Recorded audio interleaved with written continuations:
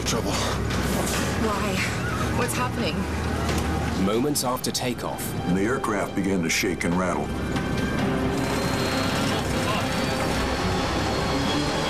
We're going down, Larry. I know it. a 737 plunges into the frozen Potomac River. I thought I was going to die in that airplane that day. A Washington news team captures breathtaking video. It's not fair. This woman's gonna die right in front of us. The images shock the nation. With limited evidence to go on, I don't seem right. The reporter doesn't tell you anything about the engines. Forward. investigators need to try something new. Forward. Lose the crew voices. They turn to an ingenious plan to solve the mystery of Air Florida Flight 90. He should have trusted his instincts.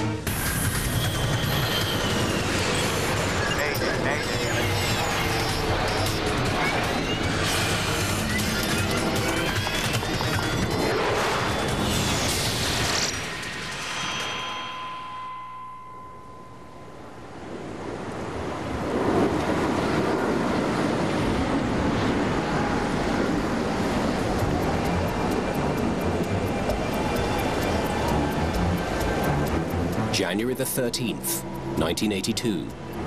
Planes at Washington's National Airport are snowed in. The weather conditions that day in Washington, D.C., and particularly out at National Airport, were very difficult. It was snowing, and it was cold. It was down around 24 degrees Fahrenheit. It was a rather miserable day, and as the day progressed, the snow increased. It's 2:15 p.m. The 74 passengers on board Air Florida Flight 90 should be in the air by now. But their plane is still at the gate. We should have rebooked when we saw the weather. We might still make it. Joe Stiley is a businessman and private pilot. He and his secretary, Nikki Felch, are traveling to Florida on business. By and large, everybody realized that it was one of those days. It was a snowy day. The chances of getting out were 50-50 maybe. Airport crews are working to clear the snow. For now, no one takes off or lands. You know, in Washington, National Airport only has one runway, and so they don't have the option of removing snow on one runway while they're using the other and then switching back and forth the way many airports do. When they need to close the one runway, the airport's closed. Flight 90 is commanded by Captain Larry Wheaton. 60 degrees in Tampa and we're stuck in a snowstorm. Definitely be good to get home. His first officer is Roger Pettit. Florida is home for both men. We know passengers hate delays. They just hate them. Well, the pilots hate them too. And the air traffic system hates them because it's just a massive inconvenience for everyone. Also on board, Bert Hamilton, a purchasing manager from Maryland. He's heading to Tampa on business. Priscilla Tirado is moving to Florida to start a new life with her husband Jose and their infant son.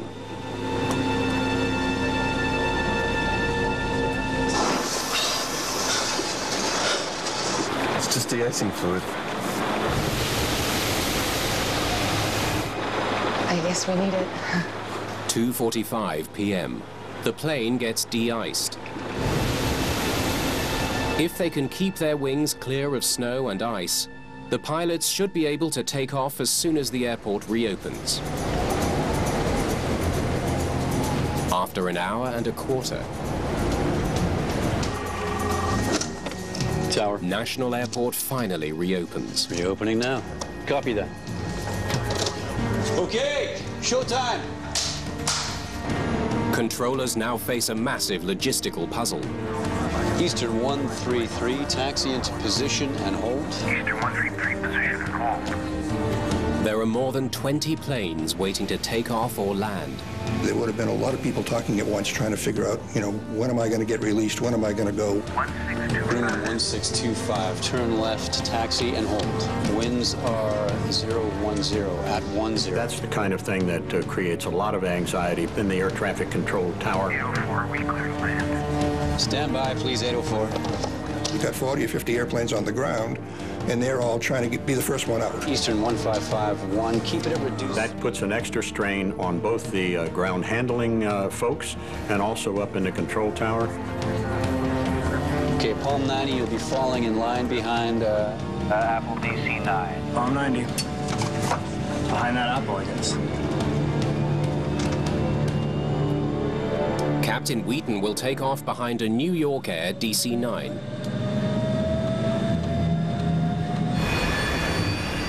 As the Air Florida 737 taxis to the runway, flight attendant Kelly Duncan makes a final cabin check.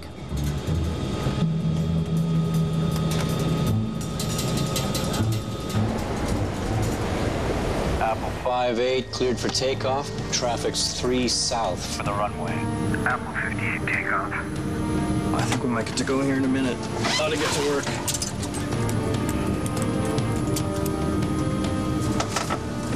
Stabilizer trim set at 5.3. Set. EPR all the way to 204. Set. 556. Cleared to land. Clear to land, 556. A Palm 90, taxi into position. And be ready for an immediate takeoff. Palm 90. Ladies and gentlemen, we've just been cleared on the runway for takeoff. Flight attendants, please be seated. We got something over the loudspeaker from the crew indicating that we were scheduled for departure. I thought we might never get out of here.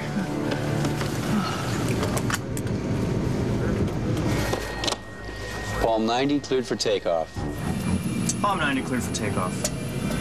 Your throttles. Okay. Today, First Officer Pettit will be flying the plane. Captain Wheaton will monitor their instruments. The engines spool up quickly. Whoa. Really cold here. Real cold. The plane soon has enough power to accelerate down the runway.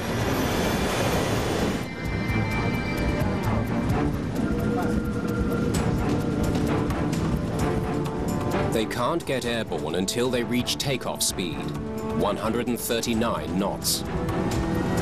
Yeah, look at that thing. That don't seem right. Does it? Yes, it is. There's 80. Huh? Maybe it is right. 120.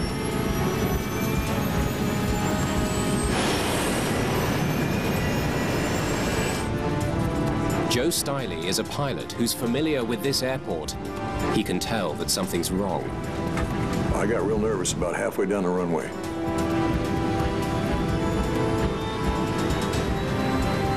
B1.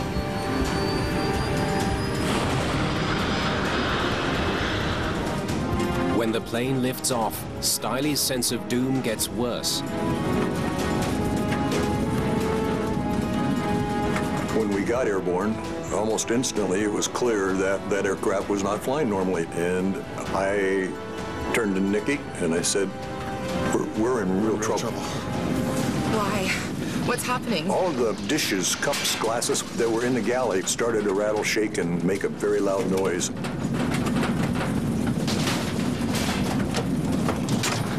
And the aircraft began to shake and rattle. The stick shaker activates, warning the pilots the plane is losing lift. Easy. Captain Wheaton urges Pettit to push the nose of the plane down, a key step for regaining lift. Forward, forward.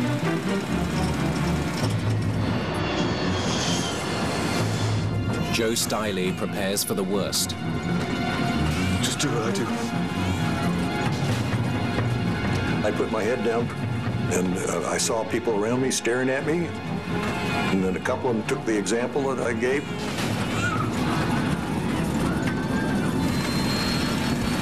Up, forward, forward.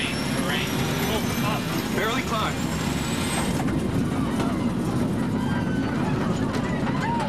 Less than a minute after takeoff, Air Florida Flight 90 is falling to the ground.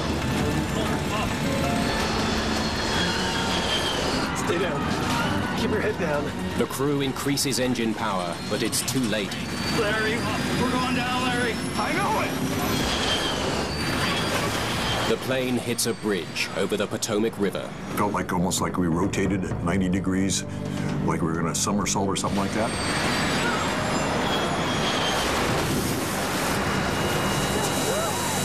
And then we hit the water, and that was a real impact, much greater than the one with the bridge. And I felt myself blacking out. I thought I was going to die in that airplane that day.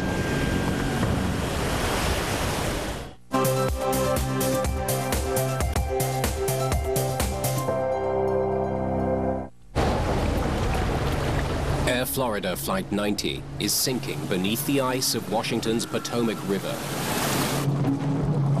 When I regained consciousness, I was actually sitting upright in my seat, and the water was starting to come into my mouth and nose. I had a broken foot, broken ankle on both sides. So I got my leg loose. Then I did the same thing to Nikki's right leg. I got her out of, she had a summer problem. And I just pulled her by the hand and started heading aft and went over the seats behind me. Of the 79 people on board, 6 escaped from the shattered wreckage and reached the surface. I knew I was out of the aircraft when it ceased to be totally black.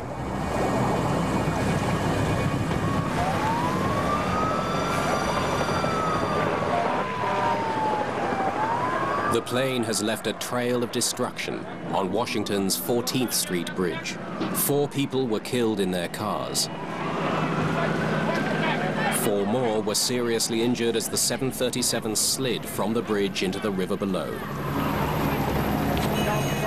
The fate of the passengers and crew is still unknown.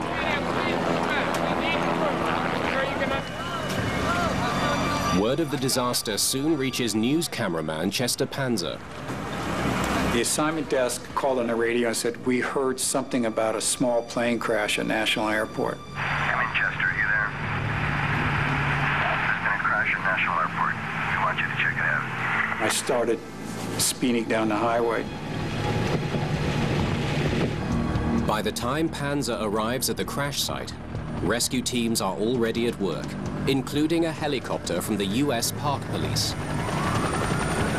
We grabbed our gear out of the trunk. We could hear a helicopter faintly in the distance. We connected our umbilical cable from the camera to the recording deck. We could see a flashing light. And I started rolling. And the first thing I saw was someone being loaded into an ambulance. It's Bert Hamilton, the purchasing manager from Maryland. He's the first passenger rescued from the Potomac River. The rest of the survivors are still battling the icy waters. Flight attendant Kelly Duncan reaches for the rescue line. Beside her, wearing a life vest, is Secretary Nikki Felch. Priscilla Tirado has lost her baby and can see no sign of her husband. She clings to businessman and private pilot Joe Stiley. Once I surfaced there, I looked around, and that airplane was gone, except for this little piece of it that I was holding on to.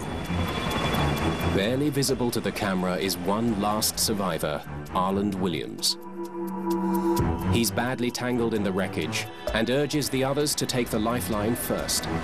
There was a fellow who was strapped into his seat right in front of us who couldn't get out because a bunch of cables and things like that had gotten around him, and he was just wired in place there. And then I turned to Nikki and I said, "I'm all broken up and I know I can't swim. My legs aren't working." There was a big gaping hole in the ice with big cracks, and it looked like someone had taken a baseball, thrown it through a window.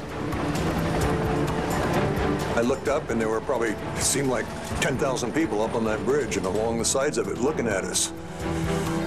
And we were out there freezing to death. All those people standing up there and nobody could do anything. The river is near freezing, and filled with thick ice. It's too dangerous for rescuers to enter the water. Panzer keeps rolling as the helicopter lifts a second person from the river. It's flight attendant Kelly Duncan. She was holding on, and the helicopter was just flying her